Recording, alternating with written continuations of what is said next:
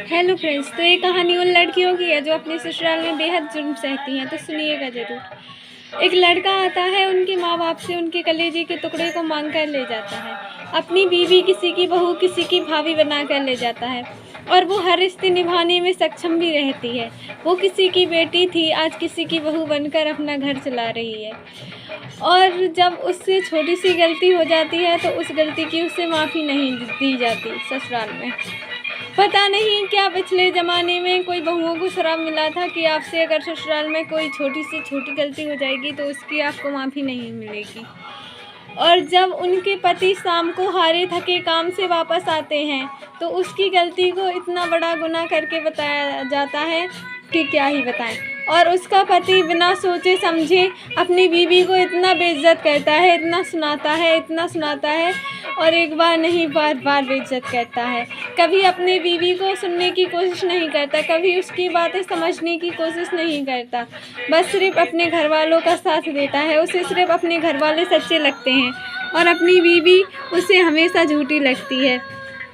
तो किसी के बेटी के साथ ऐसा मत किया करें, क्योंकि जब आप किसी बेटी के पिता बनोगे और भगवान ना करे उसके ससुराल वाले उसके साथ ऐसा ही सलूक करेंगे, तब आपको समझ लगेगी उन माँ बाप की पीड़ा, उन माँ बाप का दर्द, जिसकी बेटी को कभी आप अपने घर बीवी बना कर ले गए थे अपनी, और उसके साथ कितना बुरा भला व्यवहार करते थे। तो ऐसा मत किया करें। और हमारा उन भाइयों से यही कहना है कि दूसरे की बेटी को खुश रखा करें, क्योंकि अगर आपकी बेटी के साथ कभी ऐसा हुआ ना तो आप अपने आप को कभी माफ़ नहीं कर पाओगे।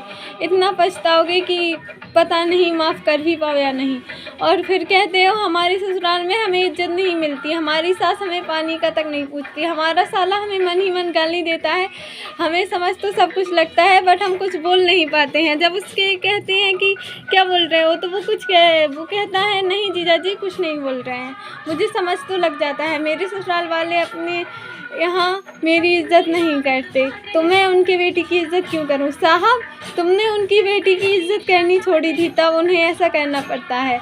अगर आप उनकी बेटी की अपने घर में इज्जत रखते ना तो आपके ससुराल में कभी इज्जत नहीं बिगड़ती।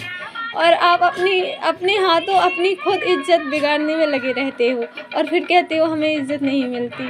आपको इज्जत मिलेगी भी नहीं अगर आप अपने किसी के बेटी के साथ ऐसा करोगे। तो अगर आपकी कभी कोई बेटी होगी और उन्होंने ऐसा किया तब आपको समझ में लगेगा। और उनके माँ बाप को, उनके मायके वालों को बहुत दुख होता है कि हमारी बेटी वहाँ बहुत खुश, बहुत दुखी है।